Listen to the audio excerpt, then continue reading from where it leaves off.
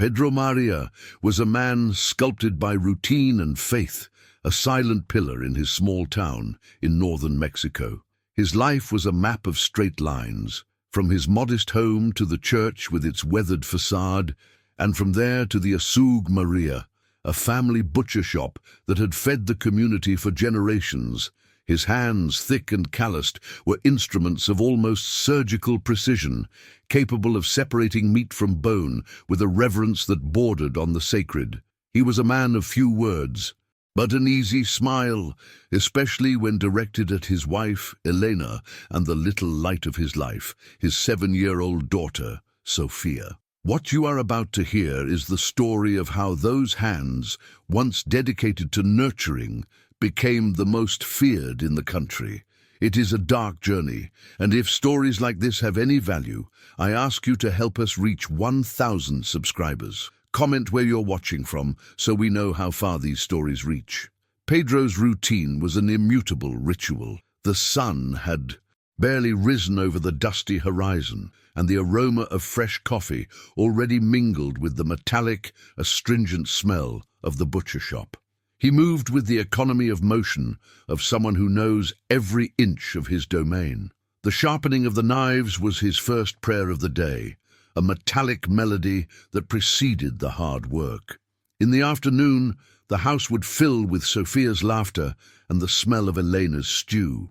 They were simple moments, treasures of a life that Pedro believed was unshakable, protected by his faith and honest work. He saw the news about the violence spreading across the borders, but to him, that belonged to a distant world, a background noise that could never penetrate the walls of his family sanctuary. However, evil did not ask for permission to enter. It began as a whisper in the streets, a subtle tremor in the town's normality. Loyal customers began to appear with their eyes downcast, paying in silence and leaving hastily. Cars with tinted windows, foreign to the local landscape, crept through the dirt streets. One afternoon, Father Javier, his longtime friend, warned him about the wolves roaming the flock, but Pedro, with the stubbornness of the righteous, just shook his head. His faith was his shield, and he believed that God would not allow darkness to touch a man who walked in the light.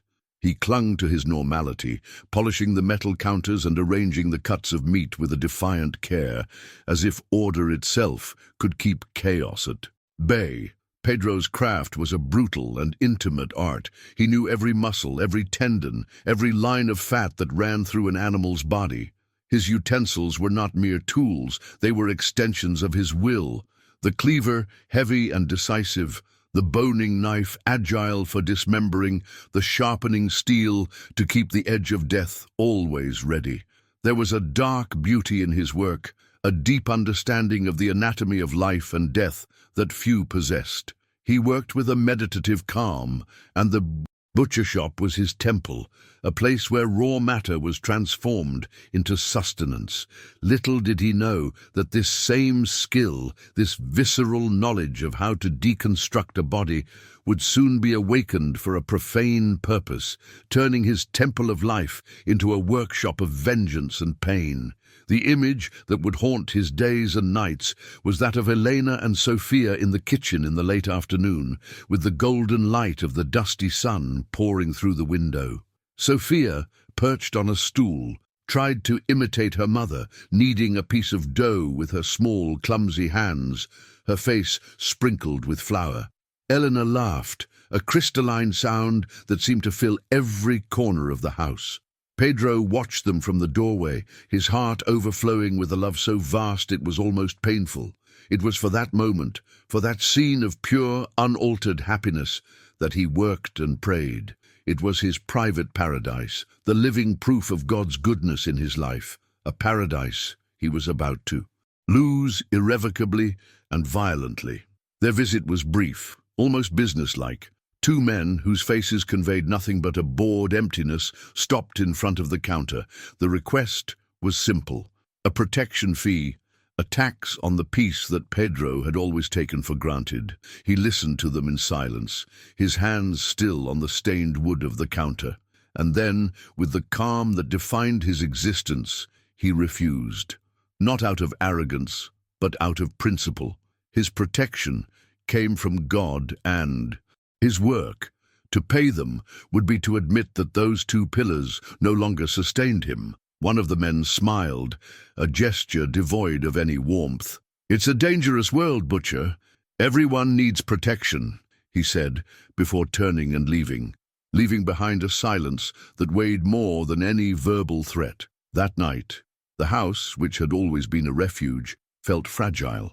Pedro tried to hide his unease from Elena, but she saw the tension in his shoulders, the way his gaze drifted into the void. He held her tighter, kissed the forehead of a sleeping Sophia, and prayed with a desperate fervor, asking for the divine protection he had so proudly claimed hours before. The buzzing of the night insects seemed louder. Every shadow on the wall seemed to writhe into threatening shapes. He felt like a man in a glass house, suddenly aware of his own vulnerability. Faith, which had always been his rock, now felt like quicksand beneath his feet, and fear, an emotion he rarely felt, began to sink its icy claws into his soul. The end of his world came not with a bang, but with a deathly silence. Returning from the market the next day, the front door was ajar, a mute invitation to hell. The silence hit him first, heavy and abnormal. There was no sound of the TV, no laughter from Sophia. He called for Eleanor, his voice echoing in a void that chilled his blood. A broken glass on the kitchen floor was the first sign, a prelude to the scene that would break him forever. There, in what had been the heart of his home, lay the bodies of his wife and daughter, victims of a brutality that Pedro's mind could not process. The world around him dissolved into a blur of pain and horror. In that instant, the devout man died, and something terrible, primitive, and hungry for retribution began to awaken in his ruins. The investigation was a bureaucratic farce, a dance of indifference performed by police officers with tired eyes and weak stomachs. They walked through the crime scene with a disrespectful haste, their boots soiling the stains that represented the last moments of Pedro's family. The questions were empty, the notes scarce. In less than an hour, the word cartel was whispered, and with it, the hope for justice evaporated. The case was labeled unsolvable before it was even opened, a cold statistic in a war the law had already lost. Pedro watched everything from a corner, wrapped in a catatonic silence. He was no longer a citizen seeking help. He was a witness to the rotten system that had allowed his family to be decimated, a system that now offered him only the insult of its own impotence. The funeral was a dry and desolate event, held under a merciless sun that seemed to mock the darkness in his soul. Only a handful of people attended, their faces contorted by a mixture of pity and fear. Father Javier's words about paradise and God's will sounded hollow, empty blasphemies in the face of the brutality of what had happened. Pedro stood before the two small coffins, a statue of grief unable to shed a single tear. The pain was so deep, so absolute, that it had solidified within him, turning into something heavy and cold.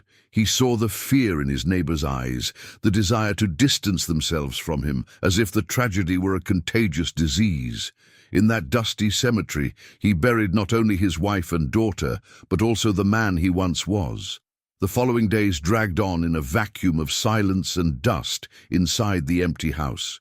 Pedro did not eat, did not sleep. He merely existed, haunted by the ghosts of laughter and conversations that would never again echo through those rooms.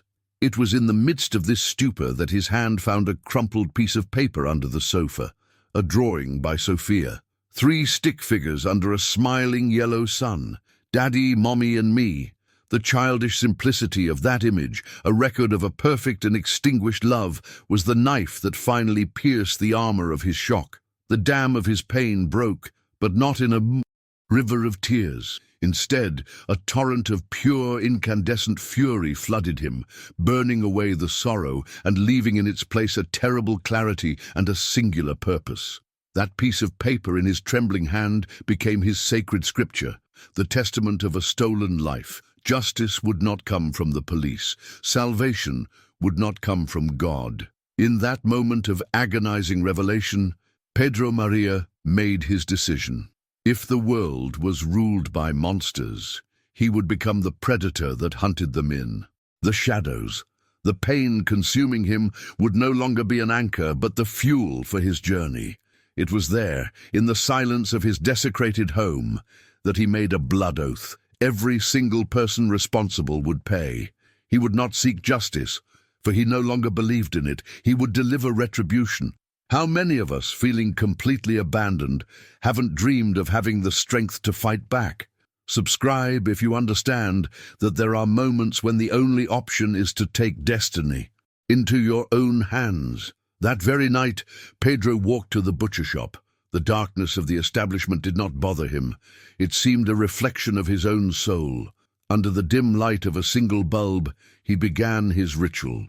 He did not clean the counters or prepare meat for the next day's sale. Instead, he laid out his tools on the large wooden cutting table: cleavers, boning knives, meat hooks, the saw. They were old friends, extensions of his hands, but now he saw them with a new purpose. He sharpened each blade with a methodical and terrifying patience, the sound of steel against stone echoing in the night like the announcement of a new and terrible era. God's butcher was dead. In his place, El Carnicero was born, and he was preparing for the hunt. Pedro's first hunt was driven by a blind rage. His target was one of the cartel's collectors, an insignificant man whose routine Pedro had memorized from silent, hate-filled observations. He cornered him in a dark alley, and the confrontation was clumsy, an explosion of raw violence, devoid of any refinement. The man, caught by surprise, barely had time to react before Pedro overpowered him with the brute force born of desperation. There was no dialogue, no threats, just the dull thud of fists against flesh and the pained grunt of the man who represented the beginning of Pedro's pain. In that moment, Pedro was not a strategist. He was a wounded animal, lashing out at the first source of his agony with a primitive and uncontrollable fury. The death, however, was more intimate and terrible. On the filthy alley floor, Pedro used his tools on a human body for the first time. The act was visceral, a desecration of his former craft. The boning knife, which once moved with grace and purpose, now felt like a foreign and heavy object in his hand. Every cut was a battle against the man he used to be. The warm blood that splattered on his face was different, laden with the weight of a soul. When he finished, he was trembling, not from fear, but from an overload of adrenaline and revulsion. He had crossed a line from which there was no return, and the brutal reality of that act left him gasping in the darkness, the smell of blood and death filling his lungs. Taking refuge in the darkness of his butcher shop, Pedro tried to wash the blood from his hands, but the stains seemed to have penetrated his skin, his soul. The face of his victim haunted him, mixing with the images of Elena and Sophia. A surge of doubt and horror threatened to drown him. Was he the monster now? The question echoed in the silence of the place, among the empty meat hooks. It was then that his gaze fell upon Sophia's drawing, which he kept in his pocket, now stained with a drop of blood. The sight of those three stick figures rekindled the flame of vengeance, cauterizing the wound of guilt. This was not murder, it was surgery. He was excising a cancer, and the pain and filth were just part of the necessary procedure to purify his city and honor their memory. The body was found the next morning, and the scene shocked even the most seasoned police officers. It was hanging by its tendons from a meat hook in the same alley, a gruesome display that mimicked a carcass in a slaughterhouse. The brutality of the act was a clear message, a declaration of war signed with the victim's blood. The news spread like wildfire through the town, whispered in dark corners and markets. They called him El Carnicero, the butcher. The name born from the fear and secret admiration of the people, gave Pedro a new identity. He was no longer Pedro Maria, the grieving widower. He was a spectre, an urban legend who hunted the predators that once acted with total impunity in the shadows. Detective Morales arrived at the crime scene as the morning sun made the smell of death almost unbearable. Unlike his colleagues, who saw just another cartel score settling, Morales saw the details. He noted the anatomical precision of the cuts, the way the body had been hung. This was not the work of a common sicario. There was a skill, an intimacy with violence that was both methodical and passionate. Morales, an honest man trapped in a broken system, felt a chill. He realized that something new and dangerous had awakened in his city. This was not just another killer. This was an artist of death, a ghost with a profound knowledge of how to take a body apart, and that frightened him deeply. The second death came a week later, and this time the execution was flawless. Pedro had learned from his first attempt. The rage was still there, but now it was controlled, channeled into meticulous planning.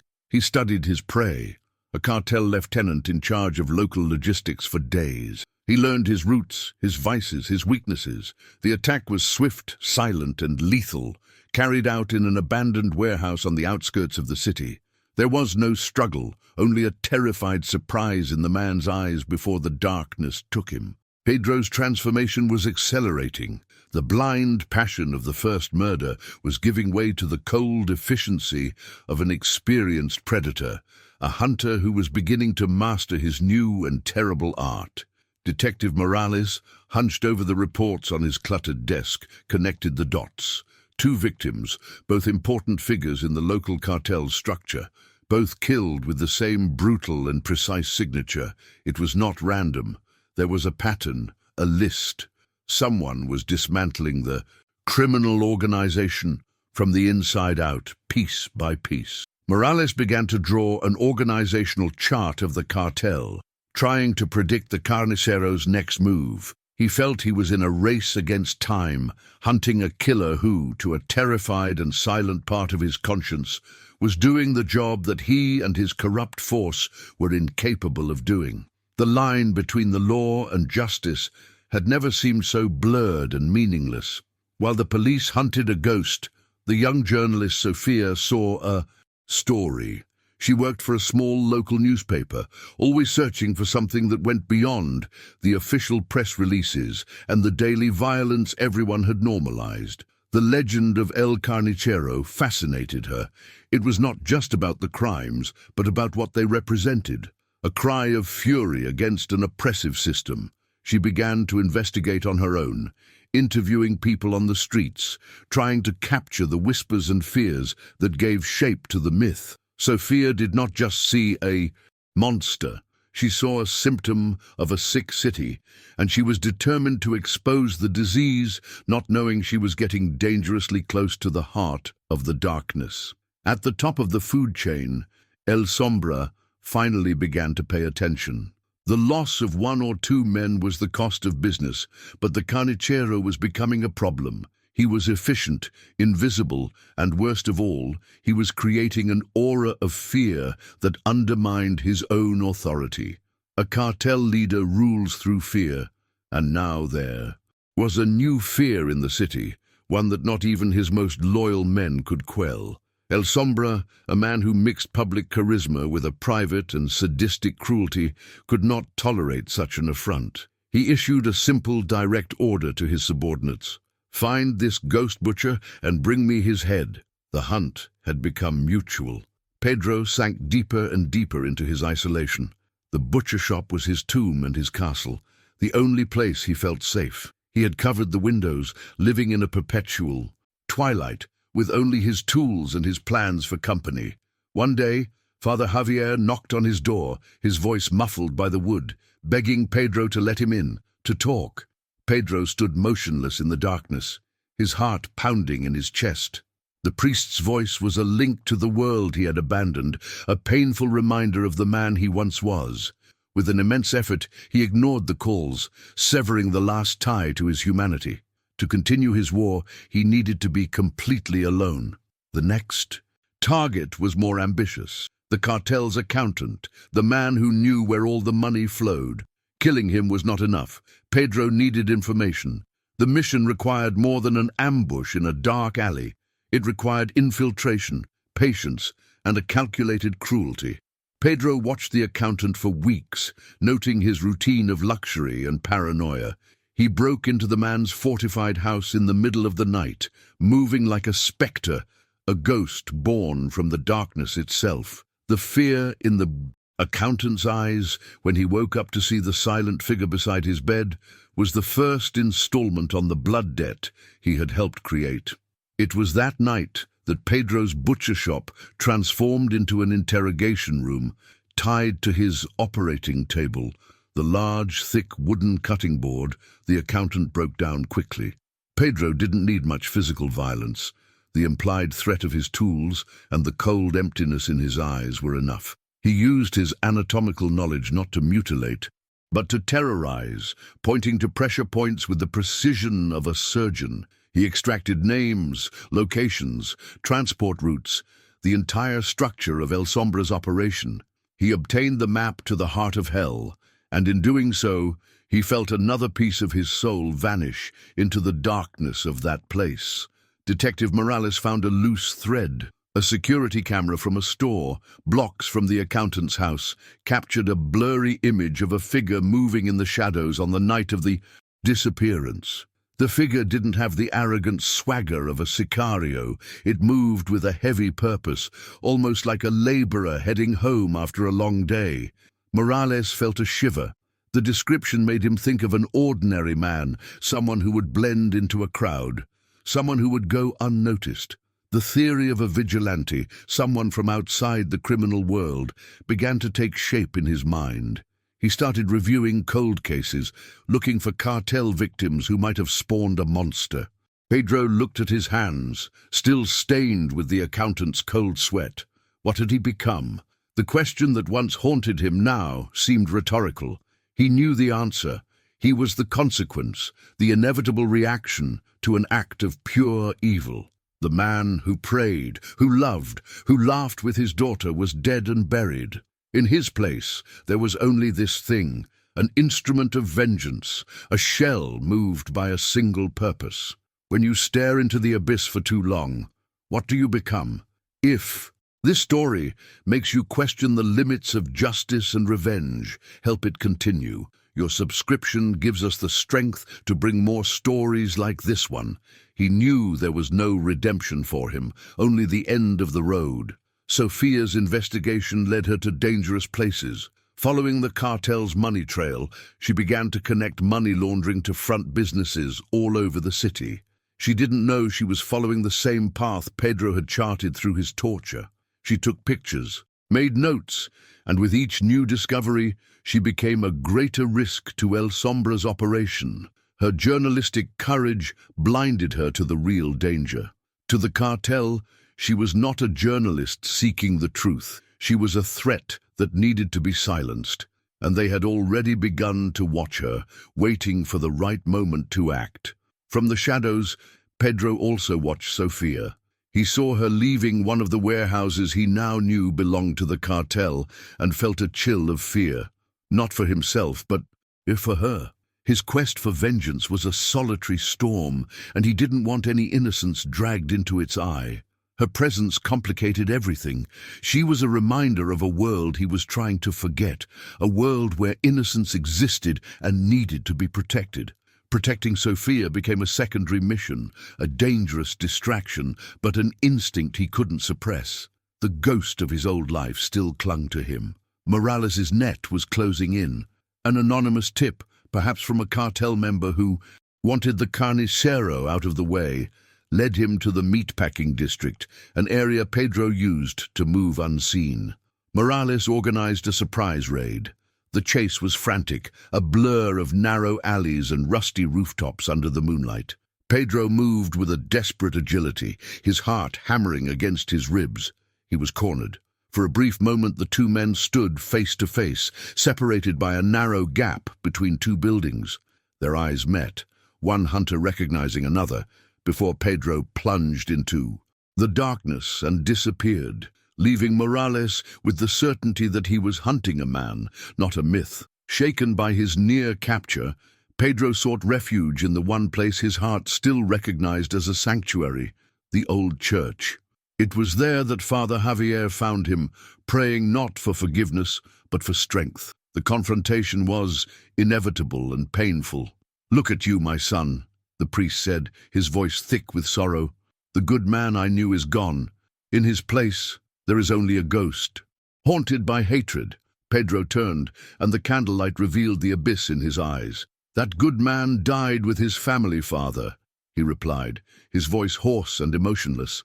"God was not there for him. Now, I am the only providence left in this cursed city." Frustrated and feeling his empire crumbling, El Sombra decided to change the game. If the mountain won't come to Muhammad, he would bring the mountain. He organized a large party at his ranch, an event to display his power and reassert his control, inviting key cartel figures and corrupt politicians. It was an obvious bait, a banquet of targets for the Carnicero. El Sombra knew that the temptation of having so many of his enemies gathered in one place would be irresistible for the vigilante. He positioned his best shooters all over the property, turning the ostentatious celebration into an elaborate and deadly trap, waiting patiently for his prey to show up for the slaughter. Pedro learned of the party and immediately recognized the trap. His cold logic told him to stay away, not to risk everything in a reckless frontal assault. However, El Sombra's right-hand man, the one who, according to the accountant's information, had led the attack on his home, would be there. The opportunity to look into the eyes of his daughter's killer was an overwhelming temptation, a force that overrode any instinct for self-preservation. Vengeance was no longer a strategic choice. It was a compulsion, a hunger that needed to be fed. He would spend the night preparing his weapons, accepting that he might be walking to his own death, but finding peace in that possibility. The night of the party was a pandemonium of loud music, alcohol, and violence. Pedro infiltrated the property like a snake, using the shadows as his cloak. The confrontation was not clean or surgical. The trap was sprung, and all hell broke loose. Gunshots echoed from all sides, turning the place into a war zone. Pedro was not a soldier, but he fought. With the ferocity of a demon, his fury and his knives against an army of armed men. Chaos was his only cover, and he used it to carve a bloody path toward his main target, ignoring the bullets that whizzed past his head, focused on a single face in the crowd. In the midst of the shootout, he saw her, Sophia. She had followed a lead to the party, her journalistic ambition placing her directly in the line of fire.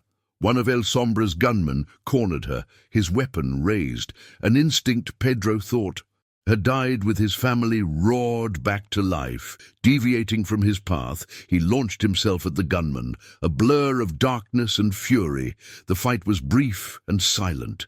Before Sophia could understand what was happening, her attacker was on the ground, and her savior had already vanished back into the chaos. She only saw the back of a man, a shadow that protected her before being swallowed by the violent night. Detective Morales arrived at the aftermath of the party, which was now a massive crime scene. There were bodies everywhere, most of them cartel members, but something was wrong. He found the body of El Sombra's right-hand man, killed not by a bullet, but by a knife plunged into his heart. El Carnicero had been there. However, while questioning a shocked journalist named Sophia, he heard a story about a shadow that saved her. The pieces of the puzzle in his mind rearranged into an impossible picture. A monster who killed without mercy, but who also protected the innocent. The duality of the Carnicero confused and haunted him, making his hunt even more complex and morally ambiguous. Wounded by a grazing bullet in the shoulder and exhausted to the bone, Pedro found shelter in an abandoned church on the outskirts of the city. The physical pain was a welcome counterpoint to the torment in his soul. He had killed the man who led the attack, but the satisfaction was fleeting, replaced by an even greater emptiness. He was being hunted by everyone, a cornered animal, bleeding alone in the darkness of a ruined sacred place. The image of Sophia, of her frightened eyes, haunted him. Saving her life had forced him to confront the cost of his crusade. In his war to destroy monsters, he was endangering the very people he had once sworn to protect. As he cleaned his wound with the remnants of his shirt, the final pieces of the puzzle clicked into place in his mind. A conversation he overheard at the party, combined with the information he extracted from the accountant, revealed El Sombra's sanctuary. It was not a mansion or a bunker, but a place that spoke Pedro's language, a massive, abandoned slaughterhouse in the middle of the desert, a place of industrial death. That was where the final monster was hiding. The pain in his shoulder, the weariness in his bones, the doubt in his soul, all dissipated, replaced by a cold, final resolve. The path was clear. He would go to the slaughterhouse for the final confrontation, not to seek justice, but to finish what he started. The abandoned slaughterhouse stood against the night sky like the carcass of a prehistoric beast. The air was heavy, imbued with the ghost of countless deaths, an acrid smell of rust and dried blood that clung to the throat. Pedro moved through the creaking gates, a shadow gliding through a hell of metal. Chains with hooks hung from the ceiling like vines in a steel jungle, swaying gently in the desert breeze that blew through the broken windows. This place was a monument to industrialized death, a perfect mirror of what his soul had become, an efficient mechanism for processing flesh and extinguishing life. He felt no fear, only a sense of belonging, as if he had finally come home to his true temple. He found him in the main killing room. El Sombra was not hiding, nor was he surrounded by guards. He was sitting in a chair, under the single beam of moonlight that pierced the darkness of the ceiling, with a theatrical calm. He smiled as Pedro emerged from the shadows, a host welcoming an honored guest. "Pedro Maria," El Sombra said, his voice echoing in the vast space. "I was wondering when the famous Carnicero would finally come to see me, but deep down, you're still just the butcher, aren't you? The man who lost everything."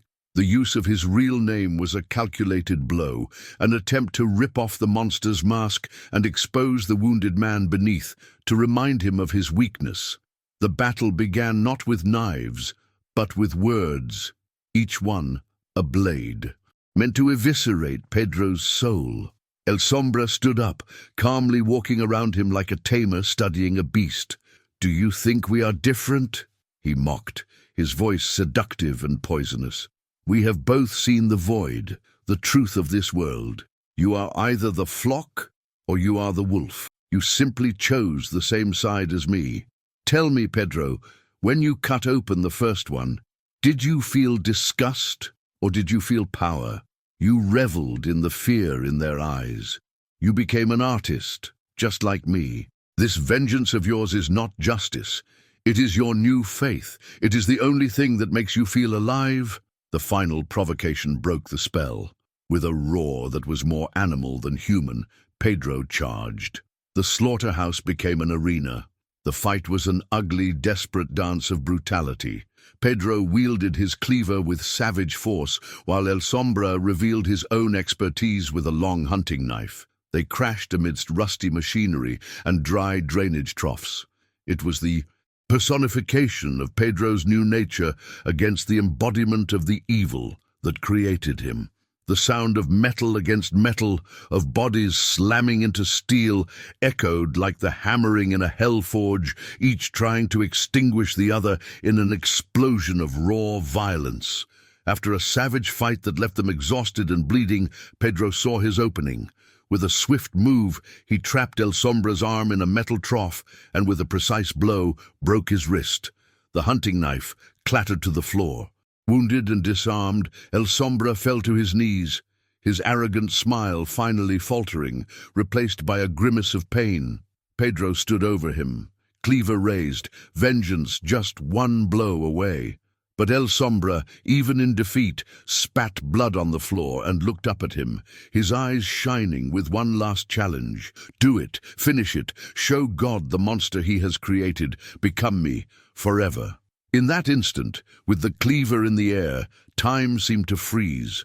Pedro looked at the pathetic, bloodied man, at his feet, and then at his own reflection in a puddle of dirty water on the floor. He saw the distorted figure, the beast covered in blood, and El Sombra's words echoed in his mind. Would this be his victory? To become the mirror image of his enemy? A cold clarity cut through the red haze of his fury. The choice was not whether to kill. It was about how to end it. In the end, it is not what is done to us that defines us, but the choice we make in response.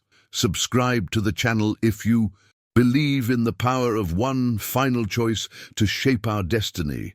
He lowered the cleaver. He did not kill him with hatred. He killed him like a butcher. With a cold, dispassionate precision, Pedro used a smaller knife, an instrument of his trade. There were no screams, no pleas, just the methodical sound of his blade doing its final work. He was not killing a rival. He was processing a piece of meat, cleaning a stain, finishing a job. When it was over, silence returned to the slaughterhouse, heavier and deeper than before. El Sombra's body lay on the floor, devoid of any power or meaning, and Pedro stood, his chest heaving, not with the exultation of victory, but with the sudden, crushing shock of an absolute void. The fire that had consumed him was extinguished, and in the dark he was terribly cold. As he walked out of the slaughterhouse, Pedro was greeted by the sunrise, which painted the desert sky with vibrant hues of orange and purple. The beauty of the dawn was an affront, a cruel mockery of the grey, colourless world that now existed within him. With El Sombra dead, the purpose that had guided him like a black star for so long had been extinguished. There was no longer a list, no longer a target, no more hatred to keep him warm. There was only a crushing silence and an emptiness as vast as the desert before him. He walked aimlessly, his feet dragging in the sand, no longer a hunter nor an avenger, not even a man. He was just an empty shell, a spectre haunted not by his enemies, but by the ghost of himself. Detective Morales arrived at the slaughterhouse hours later, guided by a dark intuition. The scene he found was one of sepulchral silence, an altar of carnage where the city's devil had been sacrificed. He saw El Sombra's body and the unmistakable signature of the Carnicero. The reign of terror was over. Officially, it would be easy to close the case as an internal settling of scores, a cartel implosion. The city would breathe a sigh of relief. The law would maintain its appearance of order, and the ghost that haunted everyone could finally disappear. Morales looked out at the vastness of the surrounding desert, knowing that the man responsible for this was somewhere out there. The question was, had justice already been served? But Morales did not find Pedro in the desert.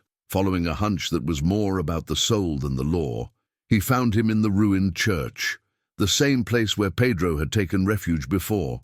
He was sitting on a dusty pew, not praying, just staring at his hands, which were now clean but which he would forever feel were stained. There was no more fight in his eyes, no hatred, no fury, only the exhausted calm of a storm that had finally passed, leaving only devastation in its wake. When he saw Morales enter, Pedro did not move. There was nowhere left to run. The long, bloody journey had reached its inevitable end in the silence of a broken sanctuary. The detective walked slowly down the church aisle, the sound of his footsteps echoing in the silence.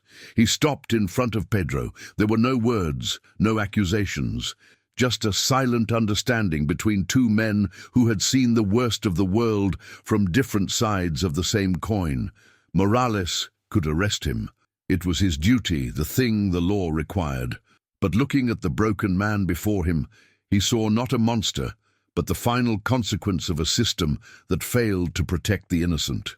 In an act of justice that would never appear in any report, Morales simply turned and walked away, leaving Pedro to be judged by a higher power, or perhaps by oblivion itself. Pedro Maria was never seen again. Some say he simply walked into the desert, surrendering himself to the sun and sand. Others swear he is still out there, a dark legend, a ghost that the new crime lords fear, the butcher of God who became a silent guardian in the shadows. His vengeance left a city permanently scarred, but free from the grip of El Sombra's cartel, allowing a fragile hope to begin to sprout from the ashes. Stories like Pedro's force us to look into the abyss that exists between justice and revenge. If you believe narratives like this need to be told, your subscription to our channel helps us continue to be their voice. Thank you for staying with us until the end.